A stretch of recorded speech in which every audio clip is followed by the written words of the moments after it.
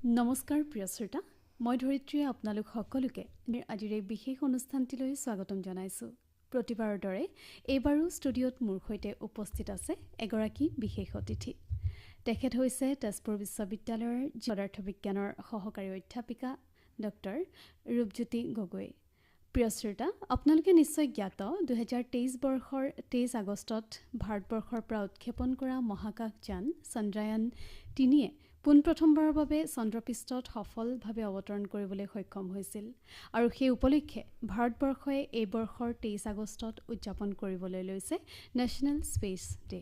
প্ৰায় এমহীয়া কাৰ্যসূচীৰে অভিলাষী আয়োজন নেশ্যনেল স্পেচ ডেৰ আৰু এই দিৱসৰ সৈতে সংগতি ৰাখিয়ে আজি আমি ষ্টুডিঅ'লৈ আমন্ত্ৰণ জনোৱা অতিথিগৰাকীৰ সৈতে আমি মহাকাশ গৱেষণা, মহাকাশ বিজ্ঞানৰ লগতে বৃত্তিগতভাৱে জ্যোতি পদাৰ্থ বিজ্ঞানৰ গুৰুত্ব সম্পৰ্কে বহু কথা পাতিম আৰু বহু নজনা কথাৰ বিষয়ে আমি জানিবলৈ চেষ্টা কৰিম। বাইদেউ, প্ৰথমে আপোনাক আজিৰ অনুষ্ঠানলৈ স্বাগতম জনাইছোঁ। ধন্যবাদ। প্ৰথমে আমি মূল আলোচনাৰ মাজলৈ যোৱাৰ পূৰ্বে আমি আপোনাৰ বিষয়ে কিছু কথা জানিব বিচাৰিম।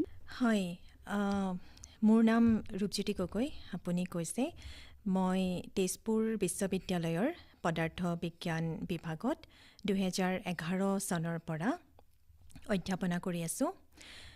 মই গৱেষণা কৰোঁ জ্যোতিৰ্বিজ্ঞান তথা জ্যোতিৰ পদাৰ্থ বিজ্ঞানত। তেজপুৰ বিশ্ববিদ্যালয়ত জইন কৰাৰ আগতে মই মোৰ শিক্ষা গ্ৰহণ কৰিছিলোঁ গুৱাহাটী বিশ্ববিদ্যালয়ৰ পৰা। গুৱাহাটী বিশ্ববিদ্যালয়ৰ পৰা মোৰ স্নাতকোত্তৰ আৰু PhD ডিগ্ৰী পোৱাৰ পাছত মই আৰু দুখন প্ৰতিষ্ঠানত কৰ্মৰত আছিলোঁ। তাৰ পাছত 2011 চনৰ পৰা মই তেজপুৰ বিশ্ববিদ্যালয়ত আছোঁ।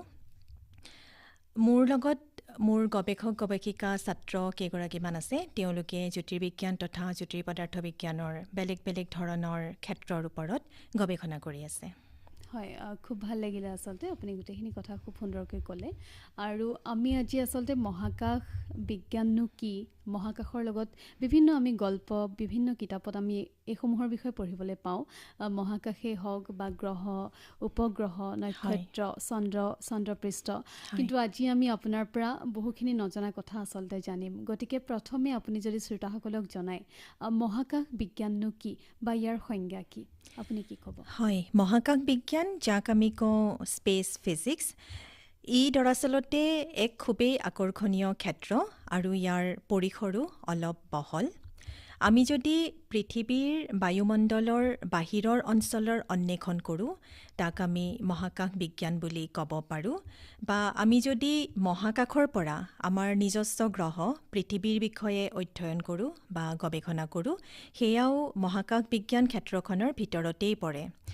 যেনে ধৰক, আমি যদি বায়ুমণ্ডলীয় বিজ্ঞানৰ কথা কওঁ, যাক আমি এটমছফেৰিক ছায়েন্স বুলি কওঁ, বা যদি আমি মেটেৰিঅলজিৰ কথা কওঁ, বতৰ বিজ্ঞান বুলি যাক আমি কওঁ, এই সকলোবোৰকে মহাকাশ বিজ্ঞানৰ ক্ষেত্ৰখনে সাঙুৰি লয় বুলি মই ক'ব পাৰোঁ।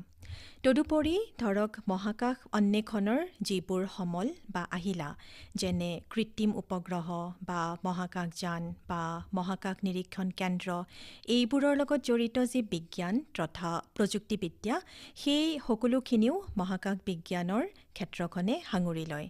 ধৰক, মহাকাশযান এখন বা স্পেচ টেলিস্কোপ এটা আমি কেনেকৈ উৎক্ষেপণ কৰিম, বা সি কেনেকৈ কাম কৰিব, বা সি কেনেকৈ তথ্য আহৰণ কৰিব, সেই তথ্য পৃথিৱীৰ পৰা আমি কেনেকৈ পাম, এই সকলোবোৰ মহাকাশ বিজ্ঞানৰ ক্ষেত্ৰখনে সাঙুৰি লয়।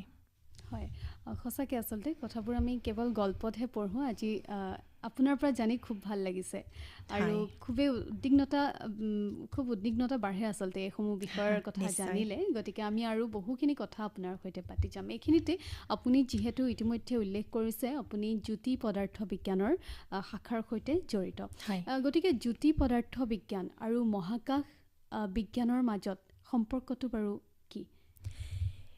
এতিয়া যদি মই জ্যোতিৰ পদাৰ্থ বিজ্ঞান বুলি কওঁ, ইংৰাজীত যাক আমি কওঁ এষ্ট্ৰফিজিক্স, জ্যোতিৰ পদাৰ্থ বিজ্ঞানত আমি গৱেষণা কৰোঁ এষ্ট্ৰনমিকেল অবজেক্টছৰ ওপৰত। এষ্ট্ৰনমিকেল অবজেক্ট বুলি ক'লে এটি গ্ৰহ হ'ব পাৰে, উপগ্ৰহ হ'ব পাৰে, বা ধৰক এটি নক্ষত্ৰ হ'ব পাৰে, বা অনেক নক্ষত্ৰৰ সমষ্টি হ'ব পাৰে, যাক আমি তাৰকাপুঞ্জ বুলি ক'ব পাৰোঁ, বা ধৰক এখন তাৰকা ৰাজ্যৰ এটি অংশ আমি অধ্যয়ন কৰিব পাৰোঁ, বা সমগ্ৰ তাৰকা ৰাজ্য এখনেই আমি অধ্যয়ন কৰিব পাৰোঁ, বা তাৰকা ৰাজ্যৰ সমষ্টি আমি অধ্যয়ন কৰিব পাৰোঁ। এই সকলোবোৰ হৈছে জ্যোতিৰ পদাৰ্থ বিজ্ঞানৰ অন্তৰ্গত। এতিয়া ধৰক তাৰকা ৰাজ্য এখনৰ ভিতৰত কৃষ্ণগহ্বৰ বা নীহাৰিকা এইবোৰৰ বিষয়েও যদি আমি অধ্যয়ন কৰোঁ, এই সকলোবোৰ হৈছে জ্যোতিৰ পদাৰ্থ বিজ্ঞানৰ ক্ষেত্ৰখনৰ ভিতৰত। এতিয়া আমি ধৰক কেনেকুৱা ধৰণৰ গৱেষণা কৰোঁ, যেনে তাৰকা ৰাজ্য এখন কেনেকৈ উৎপত্তি হয়, কেনেকৈ ইয়াৰ বিৱৰ্তন হয়, বা তৰা এটিৰ জন্মচক্ৰ, এটি তৰা কেনেকৈ সৃষ্টি হয়, ইয়াৰ জীৱনকালত সি কি পৰ্যায়ৰ মাজেৰে পাৰ হয়, বা তৰা এটিৰ মৃত্যু কেনেকৈ হয়, এনেকুৱা ধৰণৰ গৱেষণা আমি জ্যোতিৰ পদাৰ্থ বিজ্ঞানত কৰোঁ। এতিয়া আমি যে এই গৱেষণাবোৰ কৰোঁ, আমাৰ সমল বা আহিলা হৈছে স্পেচ টেলিস্কোপ। গ্ৰাউণ্ড বেছ টেলিস্কোপ কিছুমানো আছে, কিন্তু বিভিন্ন কাৰণত আমি স্পেচ টেলিস্কোপ ব্যৱহাৰ কৰিবলৈ ভাল পাওঁ। এতিয়া স্পেচ টেলিস্কোপ ডেভেলপ কৰে মহাকাশ বিজ্ঞানীসকলে। মানে স্পেচ টেলিস্কোপ এটা কেনেকৈ আমি উৎক্ষেপণ কৰিম, সি কেনেকৈ কাম কৰিব, বা সি কেনেকৈ তথ্য আহৰণ কৰিব, সেই তথ্য আমি কেনেকৈ পাম, এই সকলোবোৰ কৰে মহাকাশ বিজ্ঞানীয়ে। কিন্তু সেই তথ্যসমূহৰ যি বিশ্লেষণ, সেই বিশ্লেষণ কৰে জ্যোতিৰ পদাৰ্থবিদসকলে। হয়, খুব সুন্দৰকৈ আচলতে আপুনি জ্যোতি পদাৰ্থ বিজ্ঞান আৰু মহাকাশ বিজ্ঞানৰ মাজৰ সম্পৰ্কটো আপুনি খুব সুন্দৰকৈ বিৱৰণ কৰিলে।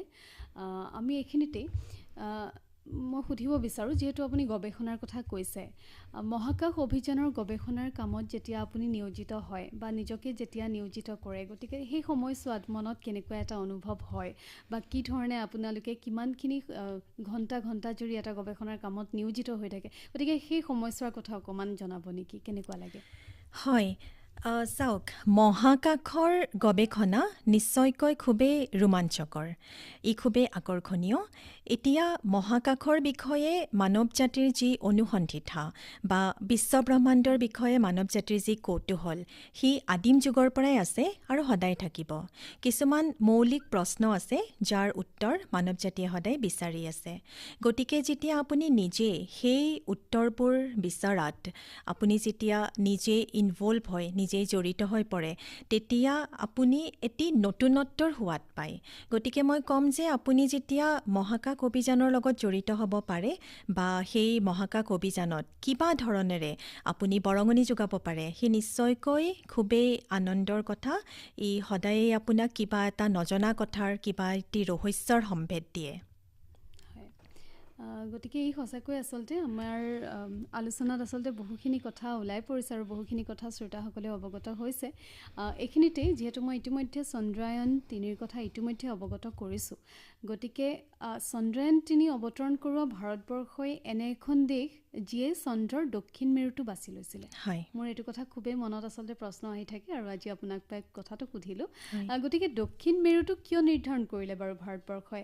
অন্য কোনো দেশে কিন্তু দক্ষিণ মেৰুটো নিৰ্ধাৰণ কৰা নাই। প্ৰথমবাৰৰ বাবে ভাৰতবৰ্ষই দক্ষিণ মেৰুটো নিৰ্ধাৰণ কৰি লৈছিলে। এই সম্পৰ্কে আপোনাৰ দৃষ্টিভংগীৰে কি বুলি ক'ব? হয়, দক্ষিণ মেৰুটো যে ভাৰতে নিৰ্বাচন কৰিলে, ইয়াৰ বৈজ্ঞানিক আগ্ৰহসমূহ অলপমান বেলেগ ধৰণৰ হ'ব পাৰে।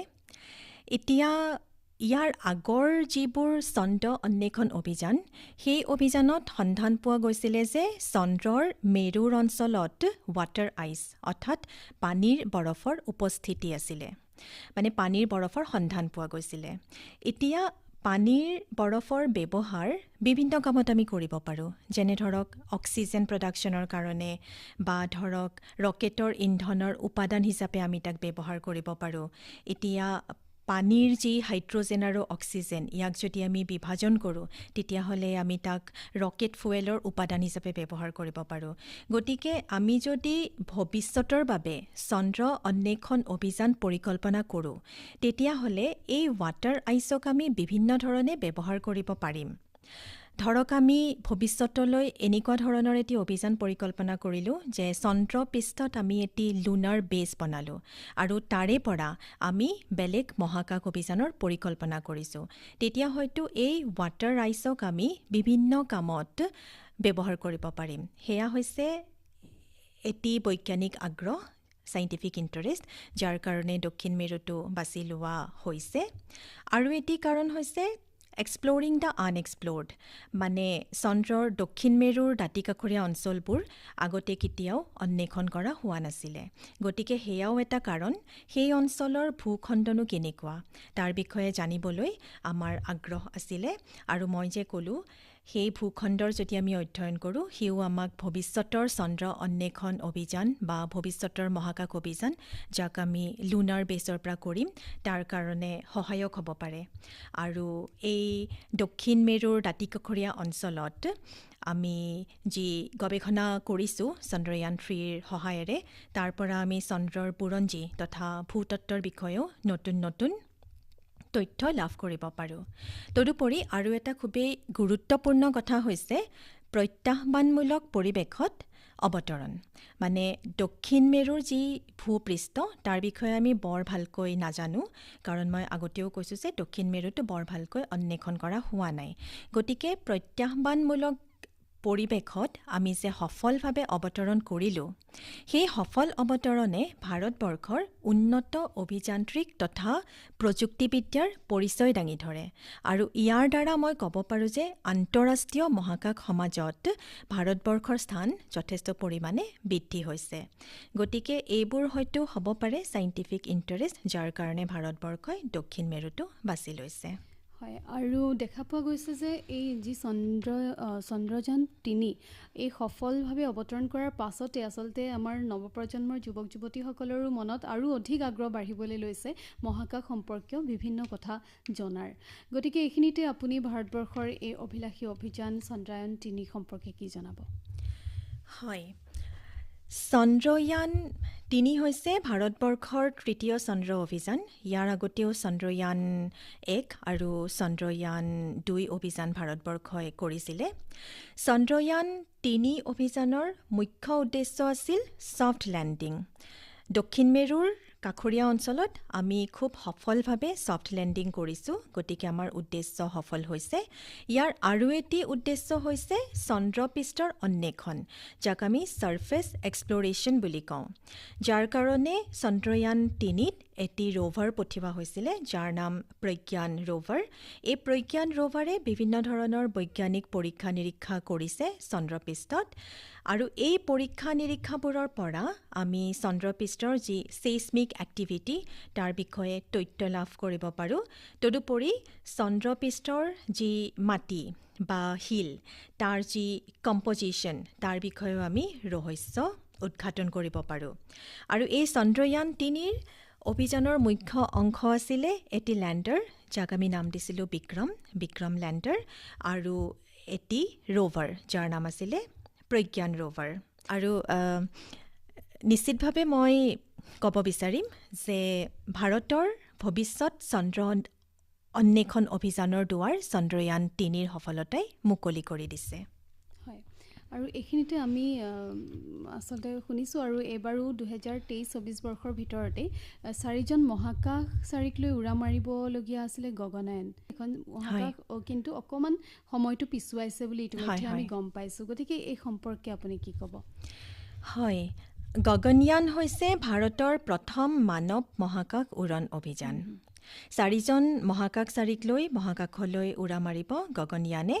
গতিকে যেতিয়া এই গগনয়ানে 4জন মহাকাশচাৰীক লৈ মহাকাশলৈ উৰা মাৰিব, তাৰ আগতে যথেষ্ট পৰীক্ষা নিৰীক্ষা থাকে। সেই পৰীক্ষা নিৰীক্ষা চলি আছে। আমাৰ যি ইণ্ডিয়ান স্পেচ ৰিচাৰ্চ অৰ্গেনাইজেশ্যন, তেওঁলোকে ইয়াৰ সন্দৰ্ভত অনেক ধৰণৰ বিবৃতি প্ৰকাশ কৰিছে। আমি আশা কৰোঁ যে হয়তো অহা বছৰ 2025 বৰ্ষত হয়তো গগনয়ান মহাকাশলৈ উৰা মাৰিব। ইয়াৰ আগতেও ভাৰতৰ ৰাকেশ শৰ্মা মহাকাশলৈ গৈছে, আমি সকলোৱে জানো, ভাৰতবৰ্ষৰ প্ৰথম মহাকাশচাৰী তেওঁ। কিন্তু ৰাকেশ শৰ্মা মহাকাশলৈ গৈছিল ৰাছিয়ান মহাকাশযান এখনত বহি। কিন্তু এইবাৰ গগনয়ানত আমাৰ ভাৰতীয় মহাকাশচাৰী ভাৰতীয় মহাকাশযানত বহি মহাকাশলৈ উৰা মাৰিব। সেয়াই হৈছে আমাৰ বাবে খুবেই গৌৰৱৰ তথা গুৰুত্বপূৰ্ণ কথা। আৰু এই মহাকাশযানখন দৰাচলতে ল' আৰ্থ অৰ্বিটত থাকিব, অৰ্থাৎ ই পৃথিৱী পৃষ্ঠৰ পৰা ধৰক 400 কিলোমিটাৰমান দূৰত থাকিব।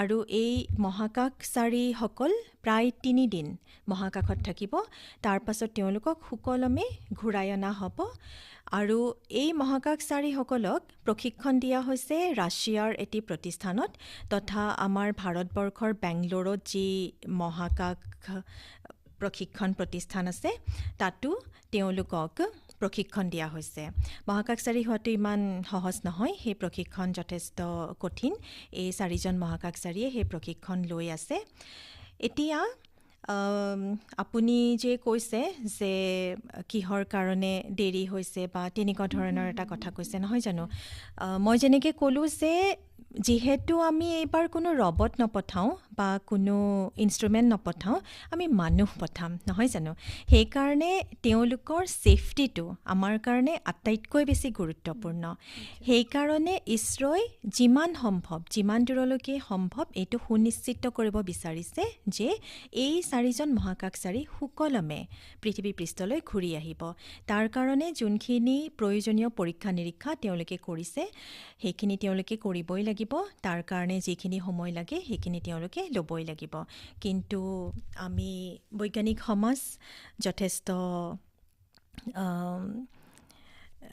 নিশ্চিত হৈ আছোঁ যে এইবাৰো ইছৰ' সফল নিশ্চয় হ'ব আৰু এই গগনয়ান যেতিয়া মহাকাশলৈ উৰা মাৰিব ই ভাৰতৰ বৈজ্ঞানিক দক্ষতা প্ৰতিপন্ন কৰিব বিশ্বৰ ৰাজদৰবাৰত আৰু ই ভাৰতবৰ্ষৰ ভৱিষ্যতৰ মানৱ মহাকাশ অন্বেষণৰ পথো প্ৰশস্ত কৰিব আমিও আশাবাদী আৰু আমিও তাকে কামনা কৰিছোঁ যাতে তেওঁলোক সুকলমে ঘূৰি আহে আৰু এই যাত্ৰাও সফল হয় এইখিনিতে মই সুধিব বিচাৰিম যে মহাকাশ গ্ৰহ উপগ্ৰহ চন্দ্ৰপৃষ্ঠ ইত্যাদিক লৈ ন তথ্য উদ্ঘাটনৰ উদ্বিগ্নতা মানুহৰ মনত যেন সদায় প্ৰতিদিনেই বাঢ়ি গৈ আছে নিশ্চয় গতিকে ইয়াৰ ভৱিষ্যত কি আৰু ভৱিষ্যত প্ৰজন্মই নতুনত্বৰ কোন দিশে আগুৱাই গৈ কি পাব হয় মই আগতেও কৈছোঁ যে মহাকাশ আৰু বিশ্বব্ৰহ্মাণ্ডৰ প্ৰতি যি আমাৰ কৌতূহল বা অনুসন্ধিৎসা সি চিৰদিনেই আছিলে আৰু ই সদায়ে থাকিব কিন্তু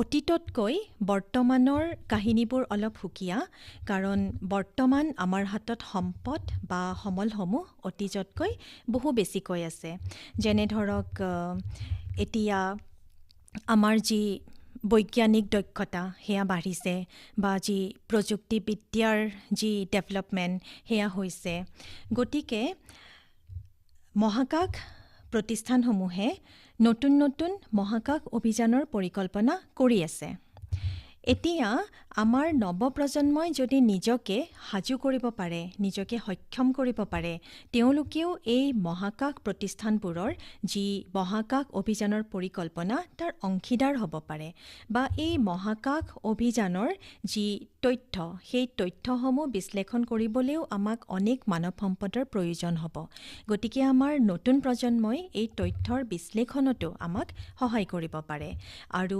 নৱপ্ৰজন্মই এনেকৈ বিভিন্ন মহাকাশ অভিযানৰ অংশীদাৰ হৈ বিশ্বব্ৰহ্মাণ্ডৰ বিষয়ে নতুন তথ্য তথা নতুন ৰহস্য উদ্ঘাটন কৰিব পাৰে গতিকে মই ক'ম যে নতুন প্ৰজন্মৰ কাৰণে এই মহাকাশ বিজ্ঞানৰ ক্ষেত্ৰখনত খুবেই সুন্দৰ সুযোগ আহি থাকিব আৰু ইয়াৰ ভৱিষ্যত খুবেই সবল আৰু উজ্জ্বল ধন্যবাদ খুব সুন্দৰকৈ আচলতে নৱপ্ৰজন্মৰ ভৱিষ্যত কোন দিশে আগুৱাই যাব এই সম্পৰ্কে আপুনি খুব সুন্দৰকৈ আচলতে বিস্তৃতভাৱে বৰ্ণনা কৰিলে এইখিনিতে মই আপোনাক সুধিব বিচাৰোঁ যে বহু জৈৱিক পদাৰ্থ ইতিমধ্যে চন্দ্ৰপৃষ্ঠত উদ্ধাৰ হোৱাৰ কথা বিজ্ঞানীসকলে ইতিমধ্যে আমাক জনাইছে সেয়া বাৰু কিহৰ ইংগিত বহন কৰে পূৰ্বতে তাত জীৱৰ স্থিতিৰ ইংগিত বহন কৰে নে ভৱিষ্যতে এই চন্দ্ৰপৃষ্ঠত জীৱৰ সৃষ্টি হোৱাৰ কিবা সম্ভাৱনা আছে এই সম্পৰ্কে আপুনি কি জনাব হয় চন্দ্ৰপৃষ্ঠত জীৱৰ সৃষ্টি বা স্থিতি বা উপস্থিতি বৈজ্ঞানিকসকলে দৰাচলতে মানি নলয় কিহৰ কাৰণে মানি নলয় কাৰণ চন্দ্ৰৰ পৰিৱেশ জীৱনৰ বাবে অনুকূল নহয় এতিয়া যে মই জীৱন বুলি কৈছোঁ মই আমাৰ পৰিচিত জীৱনৰ কথাহে কৈছোঁ মানে ধৰক আমাৰ পৃথিৱীত যেনেকুৱা ধৰণৰ জীৱন আমি দেখা পাইছোঁ যেনেকুৱা ধৰণৰ জীৱ বৰ্তমানলৈকে আৱিষ্কাৰ হৈছে সেই সকলোবোৰ জীৱৰ ওপৰত ভিত্তি কৰি বৈজ্ঞানিকসকলে নাভাবে যে কোনো ধৰণৰ অপৰিচিত জীৱ চন্দ্ৰপৃষ্ঠত থাকিব পাৰে বা কোনো ধৰণৰ জীৱৰ সৃষ্টি কেতিয়াবা চন্দ্ৰপৃষ্ঠত হৈছিলে বা ভৱিষ্যতলৈ হ'ব। চন্দ্ৰপৃষ্ঠত বায়ুমণ্ডলৰ অভাৱ, যাৰ কাৰণে জীৱজাতি তাত থাকিব নোৱাৰে। চন্দ্ৰপৃষ্ঠত উষ্ণতাৰ যি তাৰতম্য সেয়াও খুবেই চৰম পৰ্যায়ৰ। তদুপৰি তৰল পানী চন্দ্ৰপৃষ্ঠত নাই। সেইকাৰণে চন্দ্ৰপৃষ্ঠত জীৱৰ সৃষ্টি বা স্থিতি বৈজ্ঞানিক সমাজে মানি ল'ব নিবিচাৰে, নামানে। এতিয়া আপুনি যি জৈৱিক পদাৰ্থৰ কথা ক'লে, তাৰ উপস্থিতিৰ যি কাৰণ তাক বৈজ্ঞানিকসকলে বাহ্যিক উৎস বুলি ভাবে। বাহ্যিক উৎস যেনে ধৰক কোনোবা উল্কাপিণ্ডই কঢ়িয়াই আনিছে বা ধূমকেতুৱে কঢ়িয়াই আনিছে বা মহাজাগতিক ধূলিকণাই কঢ়িয়াই আনিছে বা আৰু এটি কাৰণ হ'ব পাৰে পৃথিৱীৰ পৰা হোৱা কণ্টামিনেশ্যন। হয়তো পৃথিৱীৰ কণ্টামিনেশ্যনৰ কাৰণে তেনেকুৱা ধৰণৰ জৈৱিক পদাৰ্থ আমি চন্দ্ৰপৃষ্ঠত দেখা পাইছোঁ। আমি যিহেতু ইতিমধ্যে শ্ৰোতাসকলক কৈছোঁ যে আজি আমি কথা পাতিম বৃত্তিগতভাৱে জ্যোতি পদাৰ্থ বিজ্ঞান। আমি এইখিনিতে জ্যোতি পদাৰ্থ বিজ্ঞানৰ সম্পৰ্কে আপোনাৰ পৰা ইতিমধ্যে আমি বহু কথা জানিছোঁ। আৰু যিহেতু আজিকালি দেখা যায় অভিভাৱকসকল নিজৰ সন্তানৰ প্ৰতি খুব বেছি চিন্তনীয় যে তেওঁলোকে ভৱিষ্যতে কি কৰিব আৰু কি পঢ়িলে তেওঁলোকে পেছাগতভাৱে তেওঁলোকে গুৰুত্ব পাব। গতিকে আমি এইখিনিতে সেইবাবে আজি আচলতে আপোনাক আমন্ত্ৰণ কৰি আনিছোঁ। আপুনি যিহেতু জ্যোতি পদাৰ্থ বিজ্ঞানৰ সৈতে জড়িত, গতিকে বৃত্তিগতভাৱে জ্যোতি পদাৰ্থ বিজ্ঞান ছাত্ৰ ছাত্ৰীসকলৰ মাজত গুৰুত্বটো কি, এই সম্পৰ্কে আপুনি কি ক'ব ছাত্ৰ ছাত্ৰীসকলৰ বাবে? হয়, বৃত্তিগতভাৱে জ্যোতিৰ পদাৰ্থ বিজ্ঞান বা এষ্ট্ৰফিজিক্স এজ এ প্ৰফেশ্যন এই সম্পৰ্কে ক'বলৈ মই নিশ্চয়কৈ ভাল পাম। এতিয়া এষ্ট্ৰফিজিক্স এজ এ প্ৰফেশ্যন বুলি যেতিয়া মই কওঁ, প্ৰথমতেই মই ক'ব বিচাৰিম পৰম্পৰাগত বৃত্তিৰ বিষয়ে, যাক আমি টিচিং এণ্ড ৰিচাৰ্চ বুলি কওঁ, যিটো ধৰক আমি কৰি আছোঁ। ভাৰতবৰ্ষত বা ভাৰতৰ বাহিৰত বিভিন্ন ধৰণৰ গৱেষণা প্ৰতিষ্ঠান আছে, বিভিন্ন ধৰণৰ বিশ্ববিদ্যালয় আছে, প্ৰতিষ্ঠান আছে। এই সকলোবোৰতে জ্যোতিৰ পদাৰ্থ বিজ্ঞানৰ কিছুমান পোষ্ট থাকে, ধৰক টিচিং পজিশ্যনছ থাকে বা ৰিচাৰ্চ পজিশ্যনছ থাকে। এই সকলোবোৰ এক ধৰণৰ প্ৰফেশ্যন হ'ব পাৰে। ধৰক জ্যোতিৰ পদাৰ্থ বিজ্ঞানত শিক্ষা লাভ কৰাৰ পাছত মই অধ্যাপনা কৰিব পাৰোঁ বা কোনোবা গৱেষণা প্ৰতিষ্ঠানত মই বৈজ্ঞানিক হিচাপে নিযুক্তি লাভ কৰিব পাৰোঁ। তদুপৰি এষ্ট্ৰফিজিচিষ্টসকলে ডাটা ছায়েন্স বা এনালাইটিক্সৰ ফালেও যাব পাৰে, যাক আমি কওঁ তথ্য বিজ্ঞান আৰু বিশ্লেষণ। এতিয়া যেতিয়া এজন ছাত্ৰ বা এগৰাকী ছাত্ৰীয়ে জ্যোতিৰ পদাৰ্থ বিজ্ঞানত গৱেষণা কৰে, তেওঁ বৃহৎ তথ্যৰ সমষ্টি বিশ্লেষণ কৰিব লাগে আৰু সেই বৃহৎ তথ্যৰ সমষ্টি বিশ্লেষণ কৰি অৰ্থপূৰ্ণ অন্তৰ্দৃষ্টি আহৰণ কৰাৰ কৌশল তেওঁলোকে আয়ত্ত কৰে, যাৰ কাৰণে তেওঁলোকৰ পৰিসাংখ্যিক বিশ্লেষণ খুবেই ভাল হয়। তেওঁলোকে মেচিন লাৰ্ণিং জানে, তেওঁলোকে মডেলিং জানে। গতিকে জ্যোতিৰ পদাৰ্থবিদসকলৰ বাবে তথ্য বিজ্ঞান তথা বিশ্লেষণৰ দুৱাৰখন সদায় মুকলি হৈ থাকে। তদুপৰি এই দক্ষতাসমূহৰ কাৰণে জ্যোতিৰ পদাৰ্থবিদসকল বিত্ত বা বিপণন উদ্যোগৰ ফালেও যাব পাৰে। তদুপৰি যিহেতু জ্যোতিৰ পদাৰ্থ বিজ্ঞানত গৱেষণা কৰোঁতে আমি শক্তিশালী প্ৰগ্ৰামিং কৰিব লাগে, সেইকাৰণে প্ৰগ্ৰামিং স্কিল বুলি আমি যাক কওঁ, সেয়া এষ্ট্ৰফিজিচিষ্টসকলৰ ভাল হয়, যাৰ কাৰণে ছফ্টৱেৰ ডেভেলপমেণ্ট ইণ্ডাষ্ট্ৰীৰ ফালেও তেওঁলোকে ধাৱমান হ'ব পাৰে। তদুপৰি এৰ'স্পেচ উদ্যোগ বা স্পেচ এজেঞ্চি এইবোৰতো জ্যোতিৰ পদাৰ্থবিদসকলৰ বাবে দুৱাৰ সদায় খোলা থাকে। এনেকুৱা ধৰণৰ উদ্যোগৰ লগত জড়িত হৈ জ্যোতিৰ পদাৰ্থবিদসকলে ছেটেলাইট ডেভেলপ কৰিব পাৰে, মহাকাশযান বনাব পাৰে বা ডিফেন্সৰ যি টেকন'লজি সেই টেকন'লজিৰ বিকাশ কৰিব পাৰে। এইবোৰ হৈছে কিছুমান উদাহৰণ। এনেকুৱা ধৰণৰ আৰু অনেক সুযোগ পায় এষ্ট্ৰফিজিচিষ্টসকলে। খুব ভাল লাগিলে। আচলতে মই এইবাবেই প্ৰশ্নটো সুধিছিলোঁ আৰু খুব সুন্দৰকৈ আপুনি উত্তৰটো দিলে, যাৰ যি উত্তৰে অভিভাৱকসকলকো নথৈ আনন্দিত কৰিব আৰু ছাত্ৰ ছাত্ৰীসকলকো নথৈ আনন্দিত কৰিব। কিন্তু এইখিনিতে মই এটা কথা সুধিব বিচাৰিম যে ছাত্ৰ ছাত্ৰী তথা অভিভাৱকসকলৰ বাবে যদি আপুনি জনাই দিয়ে যে শিক্ষাৰ দিশটো কিদৰে নি জ্যোতি পদাৰ্থ বিজ্ঞান অধ্যয়নৰ বাবে উপযুক্ত কৰিব। তাৰমানে আমি ধৰক মেট্ৰিক দিলোঁ, তাৰপিছত ছায়েন্সত ল'লোঁ, গতিকে কোনখিনি পৰ্যায়ৰ পৰা কোনখিনি পৰ্যায়লৈ আহি এই জ্যোতি পদাৰ্থ বিজ্ঞানত অধ্যয়নৰ বাবে উপযুক্ত হ'ব পাৰিব? হয়, এতিয়া ধৰক আপুনি যি ক'লে যে আমি মেট্ৰিক দিলোঁ, তাৰপিছত আমি হায়াৰ ছেকেণ্ডেৰী দিম, নহয় জানো? তাৰপিছত আমি স্নাতক ডিগ্ৰী কৰিম। স্নাতক ডিগ্ৰীটো আমি কৰিবই লাগিব, আৰু সেই স্নাতক ডিগ্ৰীটো আমি ছায়েন্স বা ইঞ্জিনিয়াৰিঙত কৰিব পাৰোঁ। আমি ছায়েন্সতেই কৰিব লাগিব বুলি কথা নাই। স্নাতক ডিগ্ৰীৰ পাছত আমি এটা স্নাতকোত্তৰ ডিগ্ৰী কৰিব পাৰোঁ। কিন্তু এইখিনিতে মই এইটোও ক'ব বিচাৰিম যে স্নাতকোত্তৰ ডিগ্ৰী কৰিবই লাগিব বুলি দৰাচলতে কথা নাই। স্নাতকোত্তৰ ডিগ্ৰী নকৰাকৈও আপুনি PhD কৰিব পাৰে। তাৰ কাৰণে বিভিন্ন প্ৰতিষ্ঠানৰ নিয়মবোৰ আমি চাব লাগিব, কাৰণ প্ৰতিষ্ঠান সাপেক্ষে নিয়মবোৰ অকণমান বেলেগ হয়। এইখিনিতে মই আপোনাক সুধিছোঁ যে স্নাতক ডিগ্ৰী তেতিয়া পদাৰ্থ বিজ্ঞানত ল'ব লাগিব নেকি, যিটো মেজৰ ছাবজেক্ট বুলি আমি সেইটোৱে মই ক'লোঁ, স্নাতক ডিগ্ৰীটো আপোনাৰ পদাৰ্থ বিজ্ঞানতেই ল'ব লাগিব বুলি কথা নাই, কাৰণ আজিকালি আমি মাল্টি ডিচিপ্লিনেৰী ছাবজেক্টছ বুলি এটা কথা কওঁ, মাল্টি ডিচিপ্লিনেৰী ডিচিপ্লিন বুলি আমি এটা কথা কওঁ। এতিয়া স্নাতক ডিগ্ৰীটো আপুনি পদাৰ্থ বিজ্ঞানতো ল'ব পাৰে, বা মেথেমেটিক্সতো ল'ব পাৰে, বা ইঞ্জিনিয়াৰিঙতো ল'ব পাৰে। সকলোৰে কাৰণে দৰাচলতে জ্যোতি পদাৰ্থ বিজ্ঞানৰ দুৱাৰখন মুকলি হৈ থাকে। ইয়াৰ পিছৰখিনি মই আপোনাক ক'ব বিচাৰিম। স্নাতক ডিগ্ৰীৰ পাছত আপুনি যে স্নাতকোত্তৰ ডিগ্ৰী কৰিলে, সেই স্নাতকোত্তৰ ডিগ্ৰীও আপুনি ধৰক বেলেগ বেলেগ ফিল্ডত কৰিব পাৰে। আপুনি ধৰক ফিজিক্সত বা মেথছত বা ইলেক্ট্ৰনিক্সতো আপুনি কৰিব পাৰে, বা ইনষ্ট্ৰুমেণ্টেশ্যনতো আপুনি কৰিব পাৰে। কিছুমান বিশ্ববিদ্যালয়ত এনেকুৱা ধৰণৰ সুবিধা থাকে, আপুনি যেতিয়া স্নাতকোত্তৰ পাঠ্যক্ৰমত নামভৰ্তি কৰিছে, তেতিয়া জ্যোতিৰ্বিজ্ঞান বা জ্যোতিৰ পদাৰ্থ বিজ্ঞানক আপুনি স্পেচিয়েল পেপাৰ হিচাপে ল'ব পাৰে। তেনেকুৱা ধৰণৰ পাঠ্যক্ৰমতো আপুনি নামভৰ্তি কৰিব পাৰে। কিন্তু আটাইতকৈ দৰকাৰী কথাটো হ'ল স্নাতক আৰু স্নাতকোত্তৰ কৰাৰ পাছত আপুনি এটা PhD ডিগ্ৰী কৰিব লাগিব। আৰু এতিয়া গুৰুত্বপূৰ্ণ প্ৰশ্নটো হৈছে যে সেই PhD ডিগ্ৰীটো আমি ক'ৰ পৰা কৰিম, নহয় জানো? এতিয়া সেই PhD ডিগ্ৰীটো কৰিবৰ কাৰণে ভাৰতবৰ্ষত কিছুমান গৱেষণা প্ৰতিষ্ঠান আছে। প্ৰথমতে মই গৱেষণা প্ৰতিষ্ঠানৰ কথাই ক'ব বিচাৰিম। ভাৰতবৰ্ষত TIFR আছে, Tata institute of fundamental research বুলি যাক আমি কওঁ। তাত জ্যোতিৰ্বিজ্ঞান আৰু জ্যোতিৰ পদাৰ্থ বিজ্ঞানত কাম কৰা বৈজ্ঞানিক আছে। আপুনি যদি TIFRত PhDৰ কাৰণে এডমিশ্যন পায়, জ্যোতিৰ্বিজ্ঞান তথা জ্যোতিৰ পদাৰ্থ বিজ্ঞানত PhD কৰিব পাৰে। আমি যদি পুনেলৈ যাওঁ, পুনেত আছে inter university centre for astronomy and astrophysics, IUCAA বুলি আমি কওঁ চমুকৈ। আয়ুকাৰ কাষতেই আছে NCRA, national centre for radio' astrophysics. এতিয়া যদি আমি বেংগলোৰৰ ফালে যাওঁ, বেংগলোৰত আছে আপোনাৰ Raman research institute, Indian institute of astrophysics, আৰু তাত আছে ইণ্ডিয়ান ইনষ্টিটিউট অফ ছায়েন্সেছ। নাইনিতালত আছে এৰিছ, যাক আমি কওঁ Aryabhatta research institute of observational sciences.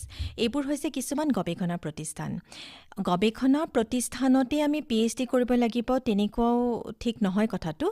বিশ্ববিদ্যালয়সমূহতো আপুনি PhD কৰিব পাৰে, কাৰণ ভাৰতৰ বহুকেইখন বিশ্ববিদ্যালয়ত জ্যোতি পদাৰ্থ বিজ্ঞানৰ ওপৰত গৱেষণা চলি আছে।